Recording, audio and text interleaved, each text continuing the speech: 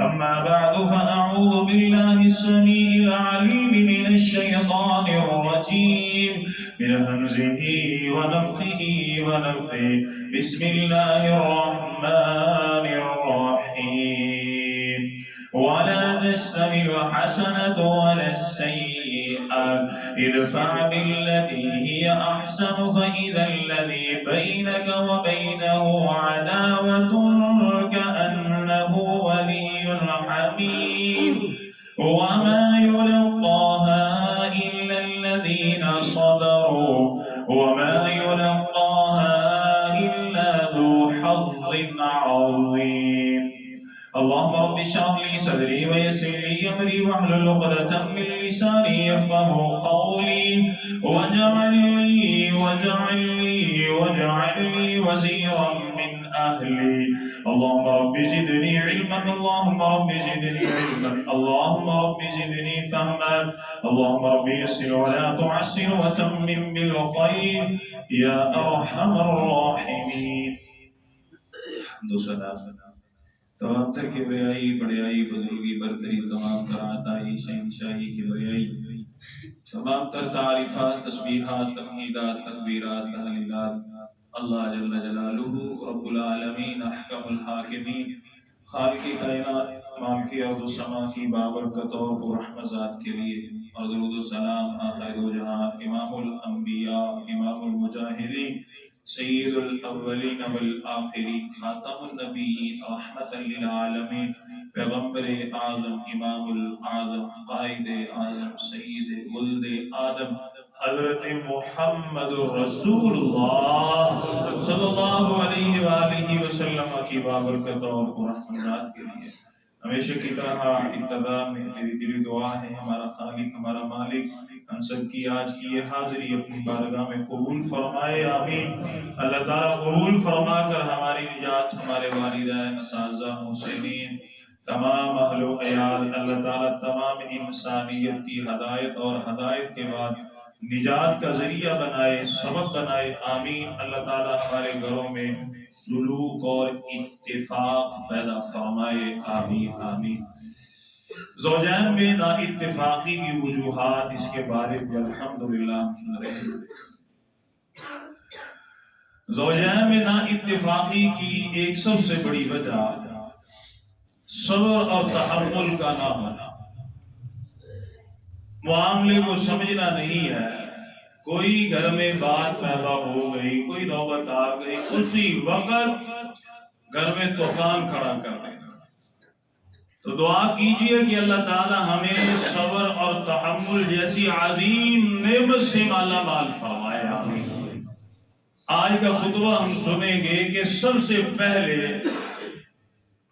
جو لڑکے والے بیٹے والے ہیں انہیں صبر اور تحمل کا مظاہرہ کرنا چاہیے.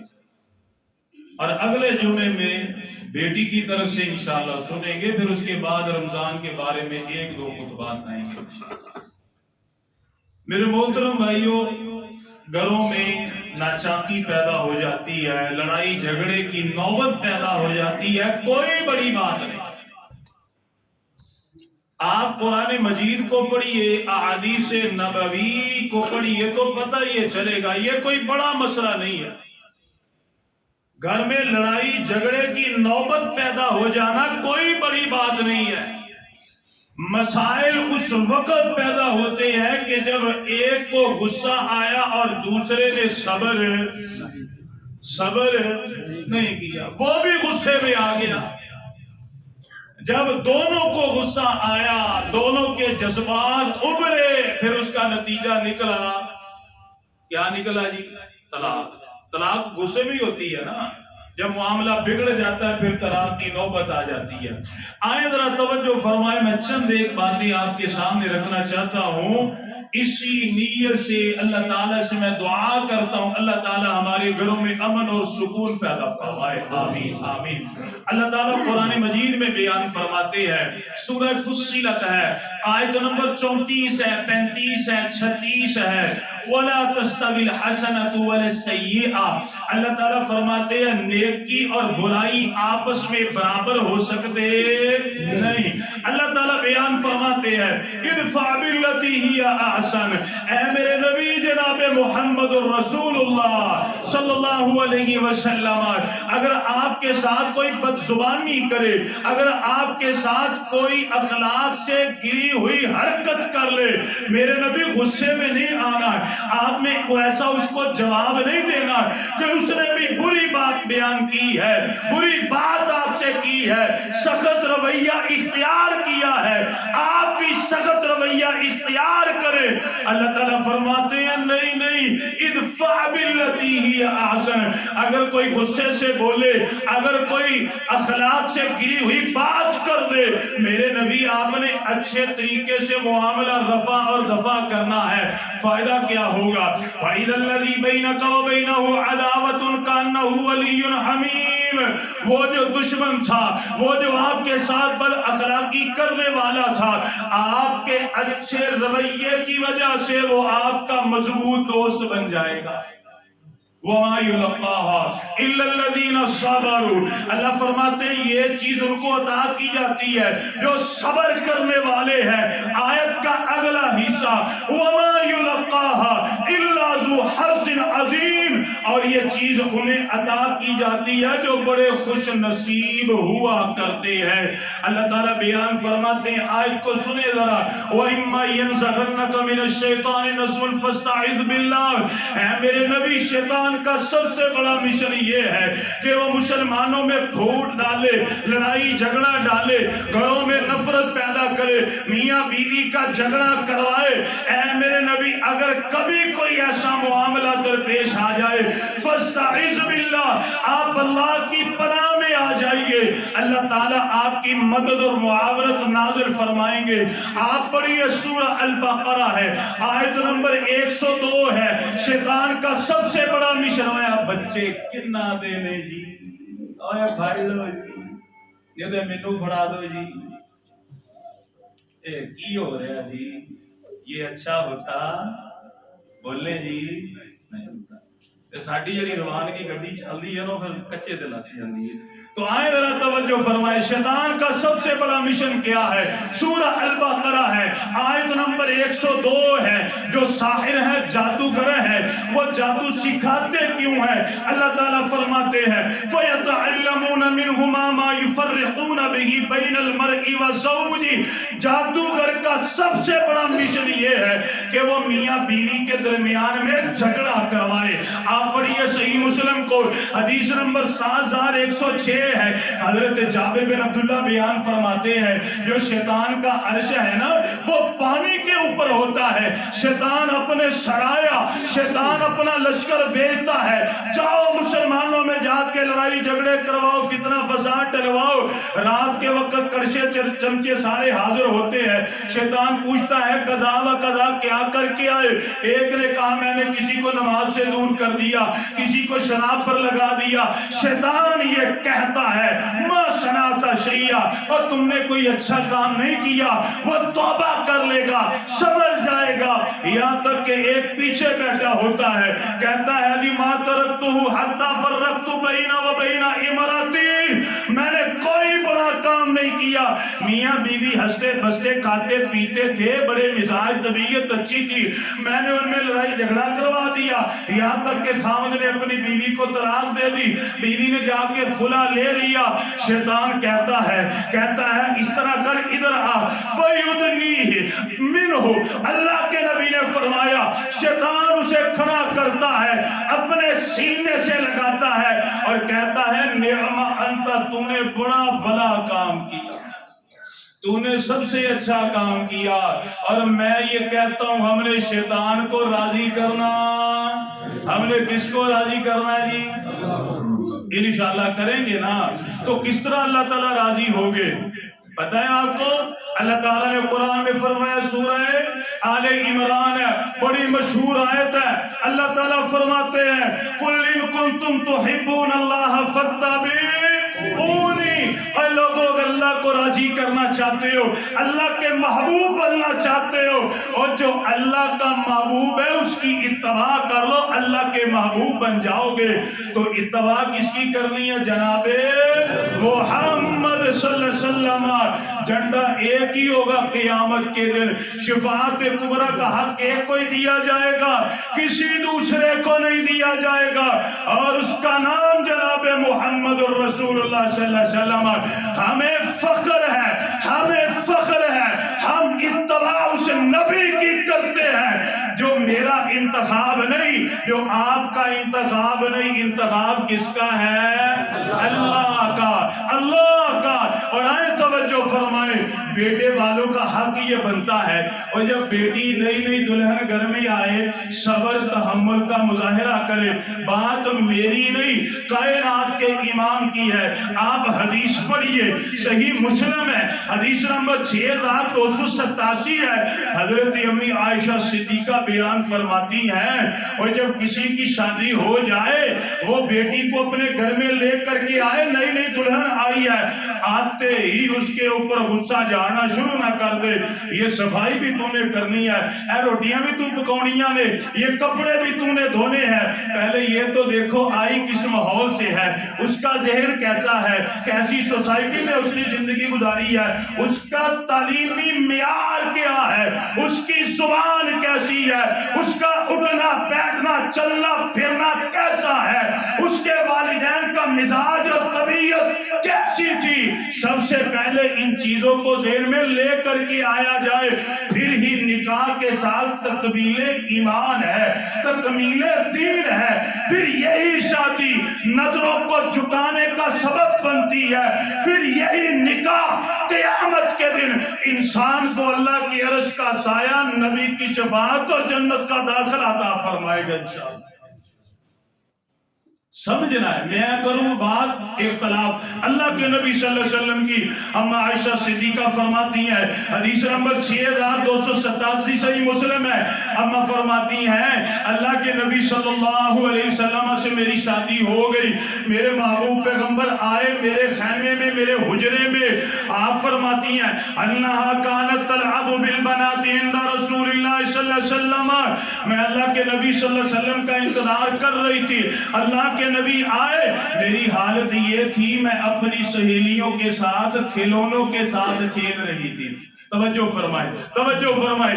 اما فرماتی اللہ کے نبی صلی اللہ علیہ وسلم آئے، میں اپنے گھر میں اپنی سہیلیوں کے ساتھ تھوڑے سے کھلونے تھے ان کے ساتھ کھیل رہی تھی۔ اب آئے ذرا صحیح مسلم میں آ جائے، حدیث نمبر 3481 ہے، حضرت امی عائشہ صدیقہ کا نکاح اللہ کے نبی صلی اللہ علیہ وسلم سے کتنی عمر میں ہوا؟ اما فرماتی ہے تزوجہا وہی بنت 7 سنین، آپ فرماتی ہیں جب میرا نکاح کائنات کے امام سے ہوا تو میری عمر کتنے سال تھی؟ 6 سال، 6 سال تھی جب نکاح ہو گیا۔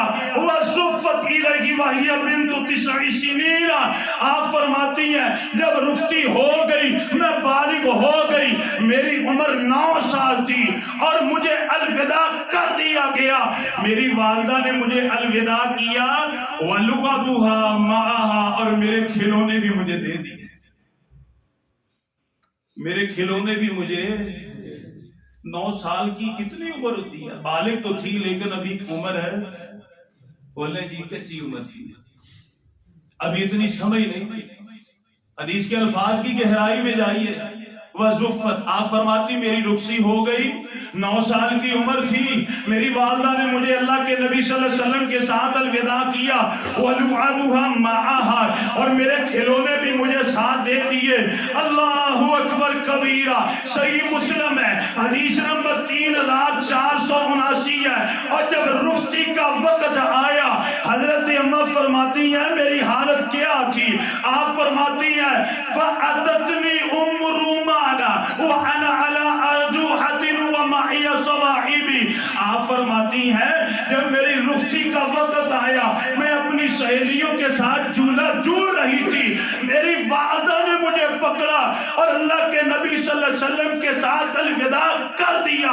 اب اسی حدیث کی طرف آ جائے. اور یارو جب نئی نئی دلہن آئے، بیٹی آئے، مزاج کو، طبیعت کو، اس کی عمر کو، گھر-بار کو دیکھا جائے، آتے ہی اٹیک نہ شروع کر دیے جائیں. اب اس حدیث کی طرف آئیں. صحیح مسلم حدیث نمبر 6287. اماں فرماتی ہیں اللہ کے نبی صلی اللہ علیہ وسلم آئے تو میں اپنی سہیلیوں کے ساتھ کھیل رہی تھی. اماں فرماتی ہیں اللہ کے نبی صلی اللہ علیہ وسلم آئے، میں اپنی سہیلیوں کے ساتھ کھیل رہی تھی. وَكَانَتْ تَأْتِي صَوَاحِبِي فَكُلْنَا يَنْتَقِمْنَا مِنْ رَسُولِ اللَّهِ صلی اللہ علیہ وسلم. جب میری سہیلیوں نے دیکھا کہ اللہ کے نبی صلی اللہ علیہ وسلم آئے ہیں، وہ جا کر کے چھپ گئی، پردے کے پیچھے چلی گئی. پیارے پیغمبر نے محسوس کیا کہ میری بیوی عائشہ کے ساتھ اس کی سہیلیاں کھیلنے کے لیے آئی تھی. میں قربان جاؤں جناب محمد رسول اللہ صلی اللہ علیہ وسلم پر. یہ ہے طریقہ گھروں کو آباد کرنے کا. اماں فرماتی ہیں میرے سرکار غصے میں نہیں آئے، میرے سرکار نے مجھے تانا نہیں دیا، بلکہ میری سہیلیوں کو بلایا. فَكَانَ رسول اللہ صلی اللہ علیہ وسلم يُصَرِّبُهُنَّ إِلَيَّ. آپ نے فرمایا بیٹا آؤ اور میری عائشہ کے ساتھ کھیلنا شروع کر دو. اللہ کے نبی نے جھڑکا، ماحول کو سمجھا نا کہ ابھی میری بیوی کی عمر کچی ہے، ابھی سمجھدار نہیں ہے، اسے گھرداری کا علم نہیں ہے، کھانا پکانے کا، تیار کرنے کا، مشکیزے میں پانی بھرنے کا، گھر کی صفائی کا، جوتا سلائی کرنے کا، کپڑے سلائی کرنے کا، ABCDC کا ابھی اسے علم نہیں ہے، ابھی اسے پتہ نہیں ہے. میرے محبوب پیغمبر نے ماحول کو سمجھا.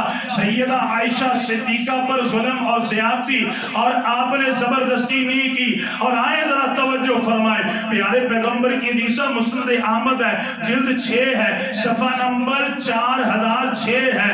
اور توجہ فرمائے، اما عائشہ صدیقہ فرماتی ہیں عید کا دن آیا تو میری حالت کیا تھی؟ بچگانہ زیر تھا نا، ابھی عمر پکی نہیں تھی. اما فرماتی ہیں عید کا دن آ گیا. ان الحبشۃ كانوا يلعبون عند رسول الله في يوم عيد. قالت فَاتَّلَعْتُ مِنْ فَوْقِ عَاقِهِ. آپ فرماتی ہیں اللہ کے نبی صلی اللہ علیہ وسلم کے میں ساتھ تھی. عید کا دن آ گیا، میں نے دیکھا میرے محبوب پیغمبر حجرے سے پار سر اٹھا کے دیکھ رہے ہیں. کیا میں دیکھتی ہوں؟ حبشی غلام ہیں، مسجد میں تیر تلوار نیزے کے ساتھ جنگی مشقیں کر رہے ہیں. اما فرماتی ہیں میں نے دیکھا، میں آئی فتحت علی، میں نے آ کر کے اللہ کے نبی صلی اللہ علیہ وسلم کے کندھے پر ہاتھ رکھا تو میرے محمد نے اپنا کندھا جھکا دیا صلی اللہ علیہ وسلم، کندھا جھکا دیا. اما فرماتی ہیں فجعلت انظر الیہم، میں نے اپنی ٹھوڑی اپنے محبوب پیغمبر کے کندھے پر رکھ لی اور میں نے جو حبشی غلام تھے ان کے وہ کرتب دیکھنے شروع کر دیے. میں دیکھتی رہی جس طرح کے چھوٹے بچے دیکھا کرتے ہیں. میں قربان جاؤں اپنے نبی پر. اما فرماتی ہیں میرے محبوب پیغمبر نے مجھے منع نہیں کیا عائشہ 10 منٹ ہو گئے، 15 منٹ ہو گئے، 20 منٹ ہو گئے، آدھا گھنٹہ ہو گیا، بس کر جا. اما فرماتی ہیں حتی شبعت، جب میں دیکھ کے میں نے اپنا جی بھر لیا، مجھے اطمینان ہو گیا. حتی شبعت، جب میرا جی بھر گیا، ثم انصرفت، آپ فرماتی ہیں میں خود گئی ہوں، میرے نبی نے مجھے جانے کا کہا نہیں. سمجھے بندہ یار، وہ بیٹی ہے، وہ کسی کی ہے ہمارے گھر میں، ہماری بیٹی کسی کے گھر میں تھی، وہ سمجھے تو صحیح، اسے غور تو کرے. اللہ کے نبی صلی اللہ علیہ وسلم کی حدیث جو میں نے آپ کو سنائی تھی، صحیح ابو داؤد ہے، حدیث نمبر 2578 ہے.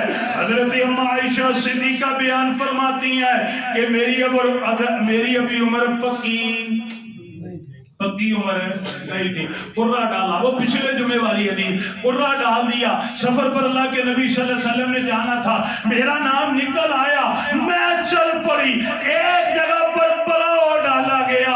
میرے نبی کو پتا تھا میری یہ بیوی ہے، ابھی عمر کچی ہے، پکی نہیں ہے، ابھی سختی نہیں کرنی، ابھی زبردستی نہیں کرنی۔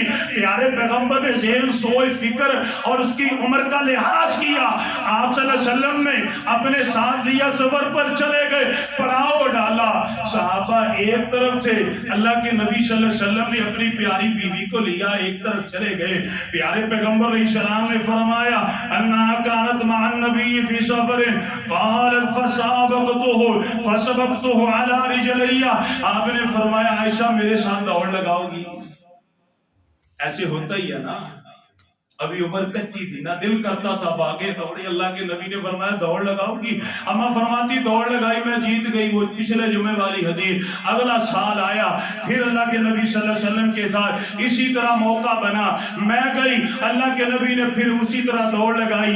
آپ فرماتی ہیں حملت اللحمہ، میرا جسم کچھ وزنی ہو گیا تھا، جب دوسرے سال دوڑ لگائی تو میرے محبوب پیغمبر جیت گئے۔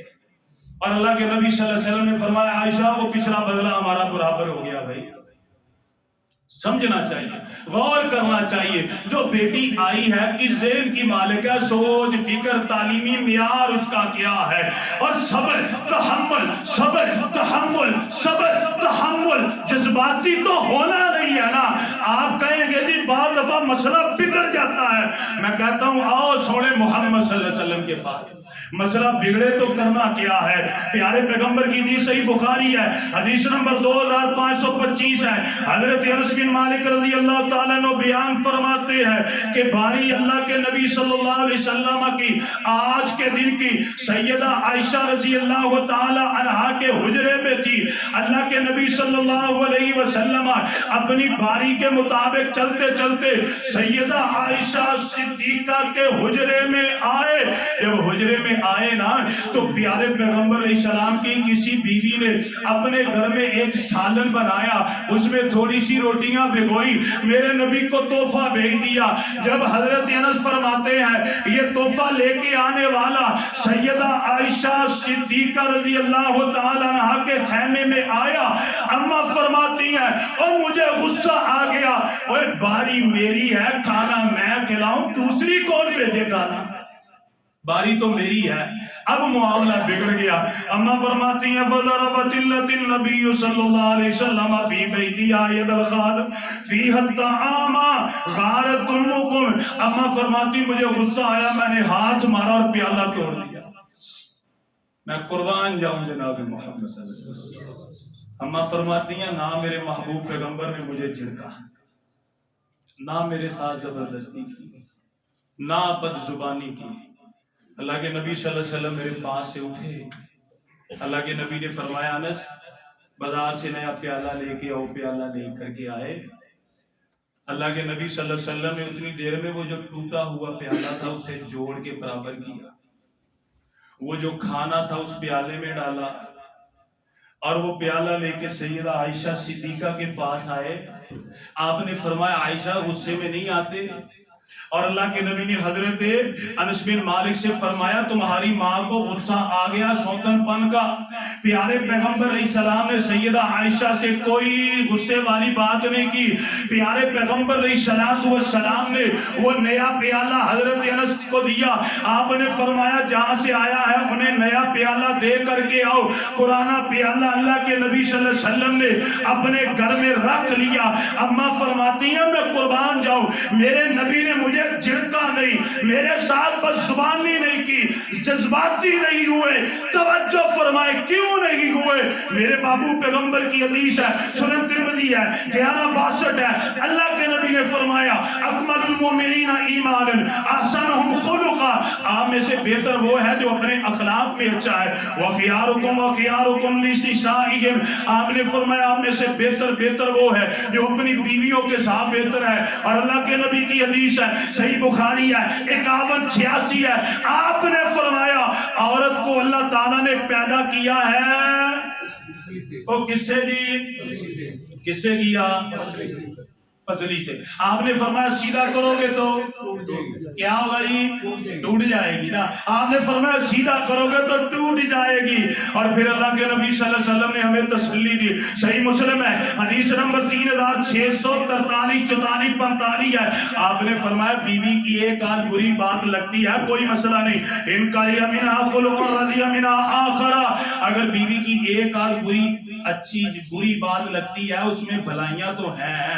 بھلائیاں ہیں کہ نہیں ہیں؟ بھلائیاں تو بہت ہیں. کیسے؟ آئے ذرا قرآن کی طرف. سورہ نساء ہے آیت نمبر 19 ہے.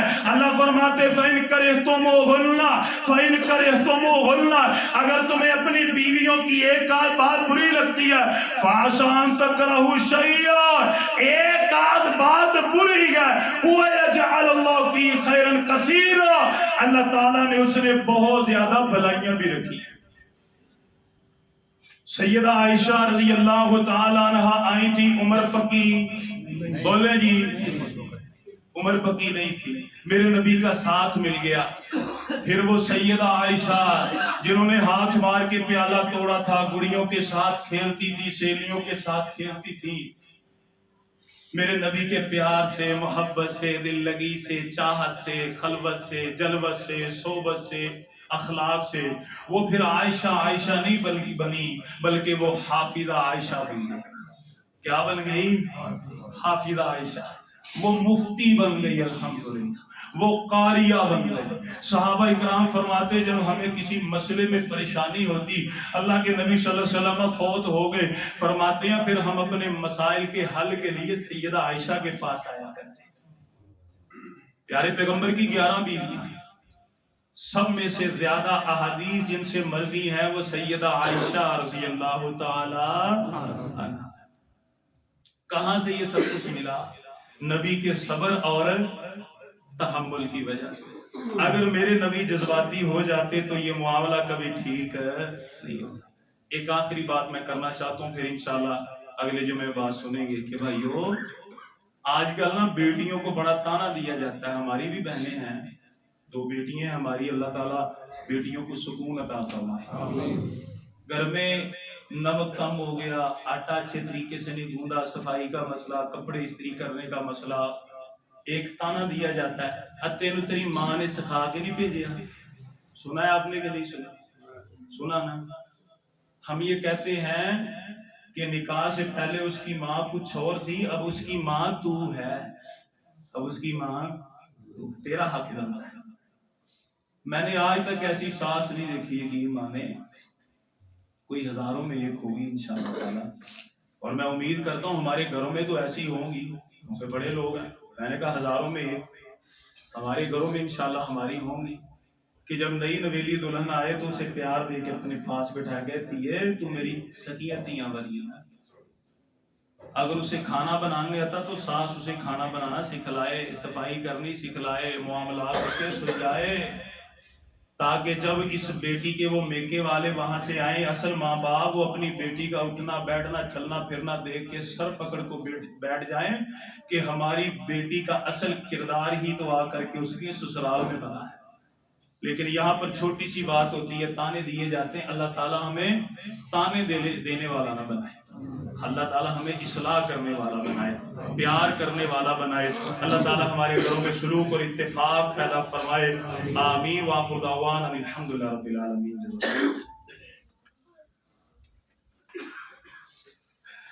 الحمد لله رب العالمين الرحمن الرحيم مالك يوم الدين إياك نعبد وإياك نستعين إن الحمد لله نحمده ونستعينه ونستغفره ونعوذ بالله من شرور أنفسنا ومن سيئات أعمالنا من يهده الله فلا مضل له ومن يضلل فلا هادي له.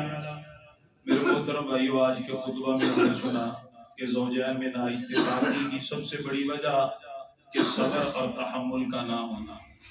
بیٹیاں ذہنی مریض بنی پڑی ہیں. مجھے فون آتے ہیں بیٹیاں سسرالیوں کی طرف سے ناجائز زبردستی کی وجہ سے ذہنی مریض اور پاگل بنی ہوئی ہیں. اللہ تعالیٰ گھروں میں سلوک اور اتفاق پیدا فرمائے. اللہ سبحانہ و تعالیٰ ہمارے گھروں میں خوشیاں عطا فرمائے. اور اللہ تعالی ہمارے گھروں میں اپنا خصوصی رحم و کرم نازل فرمائے، اور اللہ تعالی زوجین کو آپس میں ایک دوسرے کے حق حقوق ادا کرنے کی توفیق عطا فرمائے، آمین۔ تو آئندہ جمعہ انشاءاللہ ہم سنیں گے کہ جو بیٹی کے گھر والے ہیں کچھ ان کے بھی فرائض ہیں۔ یہ نہیں کہ بیٹی نے فون کر دیا تو آتے ہی بس تسی یہ کرتا سی اپنی دھی نو لے کے چلے، اب ہماری بیٹی آپ کے گھر میں نہیں، ان کا بھی حق بنتا ہے وہ بھی صبر کرے۔ قرآن اور صحیح حدیث کی روشنی میں بڑے کچھ دلائل سمجھنے والی باتیں انشاءاللہ آئندہ جمعے سنیں گے۔ جس طرح آج ساتھی آئے ہیں کوشش کریں اگلے جمعے بھی جلدی آنے کی کوشش کریں، اور جمعے کے حوالے سے کسی کا کوئی سوال ہو نماز کے بعد میں بیٹھوں گا وہ کر سکتا ہے۔ جزاکم اللہ۔ پچھلے خطبہ میں بھی ہم نے اعلان کیا تھا بھائیوں کہ مسجد میں انشاءاللہ ہم سولر سسٹم جو ہے اللہ تعالیٰ کی توفیق سے لگائیں گے، تو اس کا جو ٹوٹل خرچہ ہے تقریباً 14 لاکھ ہے۔